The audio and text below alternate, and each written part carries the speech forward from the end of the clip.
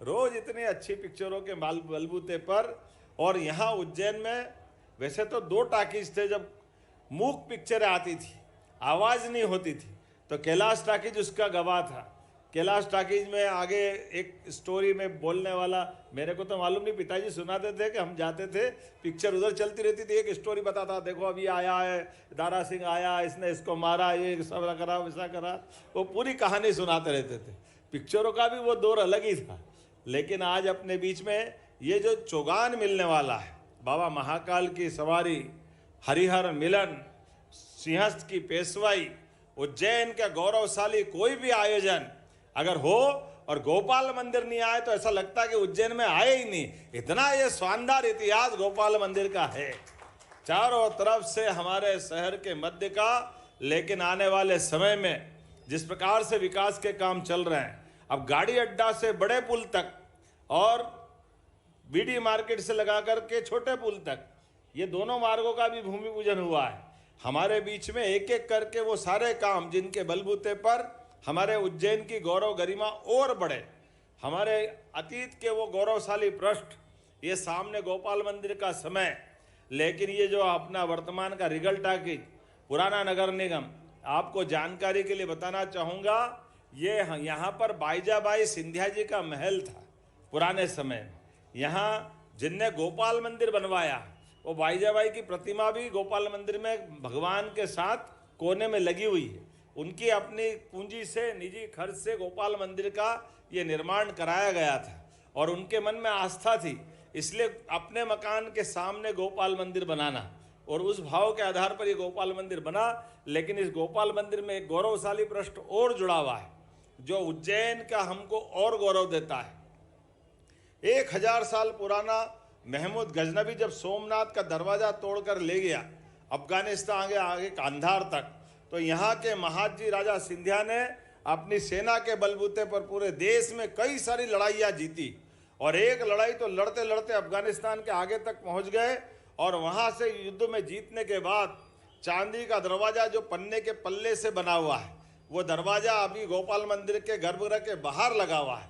वो दरवाज़ा नहीं, वो गौरवशाली इतिहास है हमारा सबका। जोरदार अभिनंदन करें उज्जैन के लड़ाके, ऐसे सारे गौरवशाली पृष्ठों को हासिल करने में सामर्थ्यशाली है। ऐसी कई सारी चीज़ें हैं। लेकिन आज के इस अवसर पर जब विकास का कारवां चल रहा है, तो माननीय प्रधानमंत्री का जोरदार अभिनंदन करें, श्रीमान नरेंद्र मोदी जी का। दोनों हाथ ऊपर करके अभिनंदन कर रहे हैं माननीय मोदी जी का। कितने शुभंकर हैं वो। उनने अपने हाथों से महाकाल के महालोक का लोकार्पण किया और उज्जैन की पूरी दशा बदली। हमारे बीच वैसे तो ये अमरावती नगरी है, जिस अमर नगरियों में से कुछ नगरियों की कल्पना की गई है, और केवल अमर नहीं, जिन नगरियों में रहने मात्र तो छोड़ो, एक दिन कोई गुजार दे, एक छिपराजी में कोई डुबकी लगा ले, तो उसको मोक्ष मिल जाता है। जन्म जन्म के चक्कर से मुक्त करने वाली नगरी है। अयोध्या, मथुरा, माया, काशी, कांची, अवंतिका, पुरी, द्वारावतिश्चैव सप्तैते मोक्षदायिका, ये जो 7 पवित्रतम नगरियां हैं, उन 7 पवित्रतम नगरियों में हमारी अवंतिका है। अवंतिका जिसका कभी अंत नहीं होगा, हर काल में, हर समय, हर युग में इसकी अपनी आभा कीर्ति और यहाँ की कहानियाँ हमारे लिए हजारों हजार साल से इसी के प्रांगण में कभी विक्रमादित्य अपने घोड़े दौड़ाते हुए अपनी विजय पताका दुनिया भर में फहराते फिरे, यहाँ के ही आंगन से निकले हुए महाकवि कालिदास अपनी रचनाओं के माध्यम से अमर हो गए। ऐसे एक नहीं, वराहमिहिर से लगा करके कई सारे लोग, राजा भोज से लगा करके सिंधुराज तक, मुंज से लगा करके उदयादित्य तक, अशोक से लगा करके चंड प्रद्योत तक, पूरा देश जिनके नाम के आगे थर्राता था। चंड प्रद्योत उस काल के दौर में 2500 साल पहले जब उज्जैन से अपनी यात्रा प्रारंभ करके दुनिया के अंदर नाम कमाते थे, उज्जैन राजधानी का गौरव और गर्व पाती थी। आज के इस अवसर पर हम वीर दुर्गादास को भी याद करेंगे। दुर्गादास जी वो महान स्वतंत्रता सेनानी, जिनने अपने साम्राज्य, उदयपुर साम्राज्य के लिए, राजस्थान में जोधपुर साम्राज्य के लिए उनके अपने जीवन में कई लड़ाइयाँ, और एक पीढ़ी नहीं, 2 पीढ़ी, 3 पीढ़ी लगातार उनने अपनी देशभक्ति के बलबूते पर कोई एक व्यक्ति कितने प्रकार से लड़ सकता है। और जिनके बारे में कहा जाता था कि वो खाना खाने के लिए भी घोड़े से नहीं उतरते थे, वो अपने भाले से ही बाटी पका लेते थे। 24 घंटे अनवरत मेहनत करने वाले, 24 घंटे लगातार संघर्ष करने वाले, जीवन की सब बड़ी से बड़ी लड़ाई लड़ने में अगर कोई सामर्थ्यशाली रहा है तो हमारे बीच गौरवशाली वो वीर दुर्गादास जी का इतिहास भी है, जिनकी आखिरी इच्छा थी कि अगर शरीर छूटे तो बाबा महाकाल की नगरी में छूटे। इसलिए वो आखिरी समय में हमारे उज्जैन में चक्रतीर्थ के पास उन्होंने अपने प्राण त्यागे थे। उनकी छतरी का भी आज जीर्णोद्धार करने का काम किया है। जोरदार अभिनंदन करें हमारे अपने गौरवशाली वीर दुर्गादास को नमन करते हुए, क्योंकि ये स्वतंत्रता सेनानियों की नगरी भी है, ये स्वतंत्रता प्रिय लोगों की नगरी भी है। कई कई इतिहास के ऐसे पृष्ठों को लेकर के चलने वाली नगरी है, जिसके आधार पर न केवल 2000 साल पहले सम्राट अशोक के विक्रमादित्य के समय शकों को परास्त करने वाला किस्सा हो, या उसके बाद के हूण वाला किस्सा हो, या बाद के काल में मुगलों का काल हो, हर काल में बाबा महाकाल ने अपनी एक अलग पहचान बनाई। हर युग में हर समय इस नगरी की अपनी ऐतिहासिक गाथा रही है। आज इस अवसर पर जब मैं गोपाल मंदिर पे बोल रहा हूं, तो अभी 2 दिन पहले लगातार 4 दिन तो ऐसे हो गए कि लगता है कि पूरा प्रदेश एक साथ विकास के कितने सारे मोर्चे खोल रहा है। कितना आनंद आ रहा है जब हमारे बीच हमारे राष्ट्रीय अध्यक्ष जगत प्रसाद नड्डा जी ने हमारे लिए परसों 2 आदिवासी अंचल में, एक सिंगरौली और एक श्योपुर में मेडिकल कॉलेज की सौगातें दी। जोरदार अभिनंदन करें। प्रदेश के अंदर अब आज की स्थिति में 16 मेडिकल कॉलेज हमारे हुए हैं, और इतना ही नहीं, एक साल में 5 मेडिकल कॉलेज, गए साल 3, 2 इस साल, और 4 पीपीपी मॉडल पर। वो गया जमाना 1956 से लेके 2002-3 तक 55 साल में केवल 5 मेडिकल कॉलेज मिले थे मध्य प्रदेश को।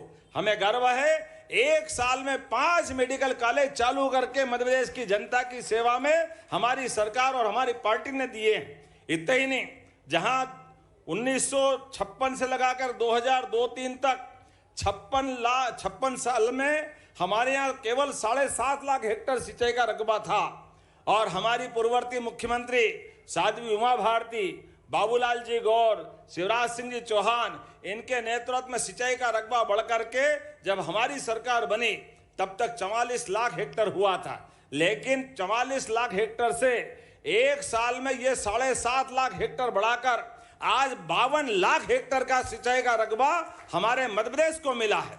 और इसलिए अभी अनिल जी बात कर रहे थे, अनिल जी ने कहा कि बरसात आ जाए तो गंभीर भर जाए। भगवान की दया, बरसात तो आना ही चाहिए, इंद्रदेव के आशीर्वाद तो मिलना ही चाहिए। लेकिन एक और बड़ी बात हो गई, अब गंभीर केवल बरसात के भरोसे रहने वाला नहीं है। बरसात आए तो बहुत अच्छा, बरसात नहीं आए तो नर्मदा जी के आशीर्वाद से जब चाहो डैम भरो, उज्जैन में जो विकास के काम करना हो सब करो। पीने के पानी, सिंचाई के साधन, कोई निर्माण कार्य से लगाकर इंडस्ट्री तक में सभी में बराबरी से कोई भी डैम एक एक करके आने वाले समय में जब साहिब खेड़ी, सिलार खेड़ी डैम बनेगा तो हमें गर्व रहेगा। दुर्भाग्य से 1980 के बाद गंभीर से ही हम सिंवस्त कराते आए, चाहे 80 का मामला हो, 92 का मामला हो, जब हमको गंभीर डैम की बड़ी सौगात मिली थी। 80 में तो माननीय राधेश्याम जी उपाध्याय महापौर जी के समय मिट्टी के डैम बना करके पाइपलाइन 1 करोड़ रुपया कर्जा लेकर के पहली बार गंभीर का पानी उज्जैन आया था। 92 में पटवा जी के समय नरसिम्हा राव जी ने बड़ी सौगात दी थी, और ये वर्तमान का डैम हमारा गंभीर डैम का लोकार्पण हुआ था। लेकिन उसके बाद से 2004 तक लगातार गंभीर से हम छिपरा स्नान कराते रहे। लेकिन 2004 के बाद 2016 में नर्मदा महारानी के माध्यम से रामघाट से लेकर दत्त अखाड़े तक पूरे छिपरा जी में नर्मदा जी के पानी के माध्यम से स्नान कराया गया।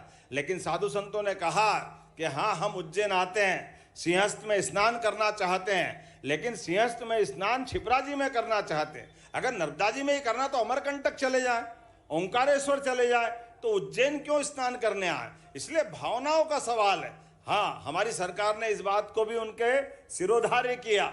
हमने कहा कि आपके आशीर्वाद से महाराज जी, इस साल का जब हमारा सिंवत्सर होगा, सिंवत्सर में हमारे मालूम है कि छिपरा जी कोई ऊपर बर्फ नहीं है कि बर्फ पिघलते पूरे साल गंगा जी के समान जल आता है, ना हिम ग्लेशियर है, ना कोई बड़ा झरना है। ये मूल रूप से बरसात में बहने वाली नदी है। अतीत के कालक्रम में हो सकता कोई बड़ा जंगल होगा तो छिपरा जी बहती थी, लेकिन बरसात के अलावा पानी रहता नहीं। ऐसे में हमने अपने अधिकारियों को बिठाया, योजना बनाई और कहा कि बरसात में तो नदी में बहुत बाढ़ आती है, आप एक काम करो, बरसात का पानी इकट्ठा करो। और उस इकट्ठा करने में योजना बनी, ये साहिब खेड़ी और सिलार खेड़ी, हमारे पास सिलार खेड़ी का बड़ा तालाब है, तो ये सेवर खेड़ी के पास से बरसात के सावन भादवा में वो पानी उठा करके सिलार खेड़ी में डाल देंगे। 8 महीने वो पानी भरा रहेगा और धीरे धीरे बहाव के माध्यम से छिपरा जी में पानी छिपरा जी का ही आएगा। जोरदार अभिनंदन करें, बोले छिपरे महारानी की। अब हमारे छिपरा जी में 12 महीने स्नान करने के लिए छिपरा जी का पानी मिलेगा। और केवल छिपरा जी का नहीं, आप तो आने वाले समय में हमारे सभी प्रकार के क्षेत्रों में, आज उद्योग धंधों की अगर बात करें तो विक्रम उद्योगपुरी में केवल देश वाले नहीं, अपने प्रदेश वाले नहीं, विदेश वाले भी, जर्मनी, जापान, इंग्लैंड, कहां से, कोरिया, अगर ये सारे लोग आकर के उज्जैन में फैक्ट्री लगा रहे हैं और उज्जैन के लोगों को रोजगार भी दे रहे हैं और उज्जैन को गौरव भी दे रहे हैं। कौन सा देश ऐसा, अमेरिका से लगाकर इंग्लैंड तक, रसिया से लेकर के जापान तक, जहां हमारे उज्जैन के कपड़े अब निर्यात नहीं हो रहा। जोरदार अभिनंदन करो, ये बदलते दौर का उज्जैन है, जहां हमारी यहाँ की बनी हुई कपड़े की इकाइयों के माध्यम से दुनिया भर में हम कपड़े भेज रहे हैं। वो जमाना था हीरा मिल, विनोद मिल, इंदौर टेक्सटाइल मिल, जब मिल से कपड़े बनते थे, लेकिन कपड़े बनकर के विदेश में जाते जरूरी नहीं था, क्योंकि उस समय सूत का जमाना था, काटन के कपड़े लट्ठे मिलते थे। लेकिन आज के समय में वही काटन से हमारे अच्छे वाले कपड़े दुनिया भर में निर्यात कर रहे हैं। जब ये वाली बात कर रहा हूं तो एक बात और बोलना पड़ेगी।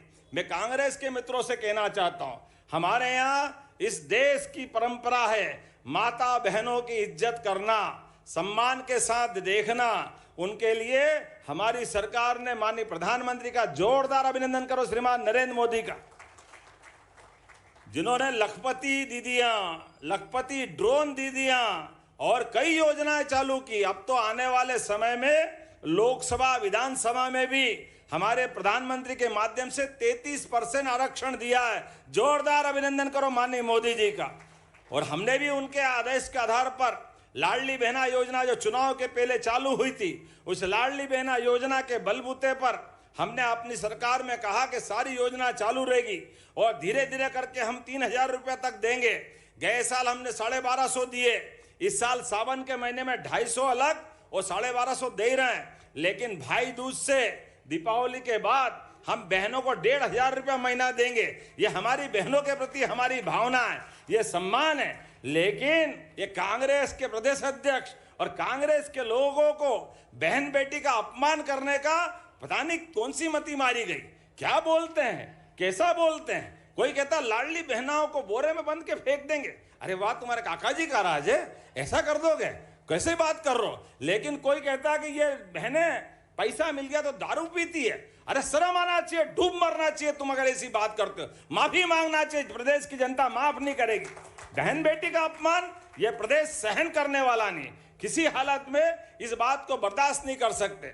पता नहीं कहां के आंकड़े लिया है, खुद की उतरी नहीं होगी रात में, पता नहीं क्या हुआ, किसके लिए कह रहे भगवान जाने, क्या मालूम क्या चक्कर है। जैसी बुद्धि वैसी बात। क्या कह रहे, ये आंकड़ा लिया है। अच्छा हुआ दैनिक भास्कर में इस टेबल छपी है जिसके माध्यम से कहा कि सबसे ज्यादा दारू पीने वाले हो सकते कहीं भी होंगे, लेकिन ये गारंटी से कह सकता हूं हमारे ही प्रदेश की बहनों का अपमान करने का अधिकार हमारी सरकार और हमारी पार्टी बिल्कुल देने को तैयार नहीं है।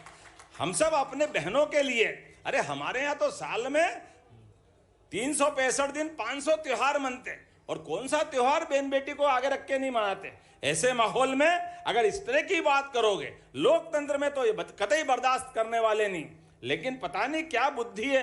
और अगर इतिहास देखो, उनके ही नेता अगर पत्नी से झगड़ा हो जाए तो दिल्ली के अंदर तंदूर में टुकड़े टुकड़े करके जलाने का रिकॉर्ड भी अगर किसी के माथे है तो कांग्रेस के माथे है। किसी बहन बेटी के साथ अगर गलत बोलने का रिकॉर्ड भी है तो कांग्रेस के माथे है। यह कांग्रेस का अतीत हमेशा देश की आधी आबादी को, प्रदेश की आधी आबादी को अपमानित करता रहता है। हमारी सरकार और हमारी पार्टी ने तय किया है ऐसे लोगों के लिए प्रदेश में कोई जगह नहीं है। और आने वाले चुनाव में वाकई इस तरह से अगर जो व्यवहार करता है, ये भाषा बोलता है, उनको जनता पहले ही ठिकाने लगा चुकी है। ये धीरे धीरे सारे मैदान से गायब होने वाले हैं, कोई इनको बचाने वाला नहीं।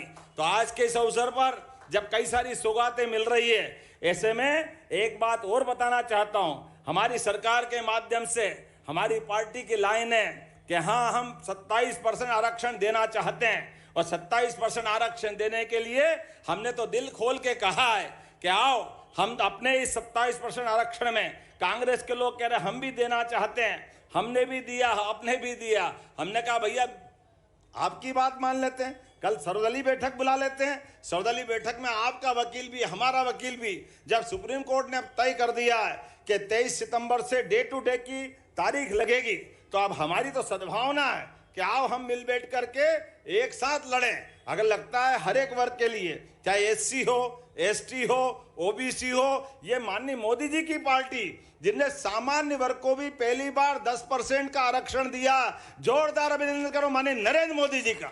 हमारा काम ही सभी वर्गों को साथ लेके चलने का है, किसी वर्ग के हक को कोई छोड़ने का, किसी हक के वर्ग को कोई अपमानित करने का नहीं। लेकिन जो राजनीति करते हैं उनका हम कुछ नहीं कर सकते।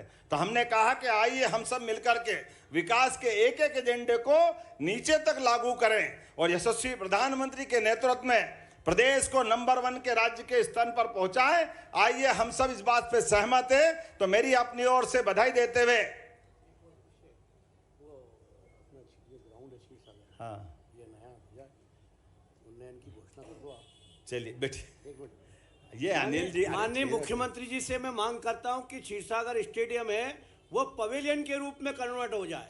ताली की गड़गड़ाहट के साथ सब लोग खड़े होकर अभिनंदन करिए। खड़े होकर, बड़ा प्रोजेक्ट है, खड़े होकर अभिनंदन करिए भैया। देखो अनिल जी, मैं आपकी बात बिना के ही मानता हूँ। आप बताओ, अनिल जी के क्षेत्र में मैं लड़ता तो दक्षिण से हूँ, लेकिन रोज भूमि पूजन लोकार्पण आप ही के क्षेत्र में हो रहा है। बताइए, हमारा उज्जैन है, आपका और हमारा उज्जैन है। चुनाव में भले रचना हो सकती है, इसलिए आप बताइए 10,000 करोड़ की मेट्रो ट्रेन की सौगात मक्सी रोड से, यहाँ आगर रोड से चलेगी और ठेठ इंदौर होते हुए कहाँ पीथमपुर तक जाने वाली। जोरदार अभिनंदन करो। ये नई दौर की नई व्यवस्था। मेट्रो ट्रेन बड़े बड़े नगर में मिलती थी, हमारी सरकार ने धीरे धीरे तय कर दिया। उज्जैन, इंदौर, धार, अब बताओ ये सब अलग अलग नगर थे, लेकिन सबको एक करते हुए मेट्रोपॉलिटन सिटी बनाने का भी काम हमारी सरकार ने किया। जोरदार अभिनंदन करें। बदलते दौर में आप तो अंदाज लगा लो, इंदौर गेट से लगाकर निकास तक का 2 लेन, ऊपर भी सड़क पे गाड़ी चल रही है, नीचे भी चल रही है। ऊपर वाला ऊपर से निकल रहा है, नीचे वाला अपना काम कर रहा है। बदलते दौर में कितनी सौगात लोगे अनिल जी। और अभी तो एक सौगात और, अब तो ये आपका मंडी गेट के आगे से वहां अगर रोड से 4 लेन फिर ऊपर बन रहा है, नीचे भी 4 लेन, 4 क्या 6 लेन है नीचे। तो यहां से लेके ऊपर से रेलवे स्टेशन के देवास गेट से होते हुए इंदौर गेट और इंदौर गेट से गेल फैक्ट्री तक। अब कहाँ गेल फैक्ट्री, सीधा सीधा अपना वहीं आ गया नाना खेड़ा चौराहा बस स्टैंड तक। ये 4 लेन ऐसा लग रहा है कि कहाँ की दुनिया में है। ऐसा लग रहा है कि अपन है कि नहीं जा। चिमटी खोल के देखो, लगता है कि बदलते दौर में उज्जैन कहां से कहां जा रहा। जोरदार अभिनंदन करो अपनी इन सारी व्यवस्थाओं के लिए। लेकिन अनिल जी, जो जो आप चाहोगे सब होगा। हमारा मित्र अगर यहाँ विधायक है और उज्जैन का विधायक है और क्या प्रदेश का कोई जिले का विधायक हो, हमने सबने प्रयास किया है। हर एक क्षेत्र के विकास के मामले में हमारी सरकार के पास कोई कमी नहीं है। जो आप चाहोगे वो सब मिलेगा। मेरी अपनी ओर से एक बार फिर आपको बधाई। और खासकर आपने क्षीरसागर स्टेडियम की बात कही है, आप प्रोजेक्ट बनाना, कलेक्टर भिजवाना, निश्चित रूप से हम आपके साथ हैं। मैं एक बार फिर आप सबको सारी सौगातों के लिए पुनः बधाई देना चाहता हूं। मेरे साथ सब जोर से बोले, भारत माता की, भारत माता की। भारत माता की। बहुत बहुत धन्यवाद। भारत माता की जय। हार्दिक धन्यवाद यशस्वी मुख्यमंत्री जी, आपके योगेश्वर प्रयासों से मध्य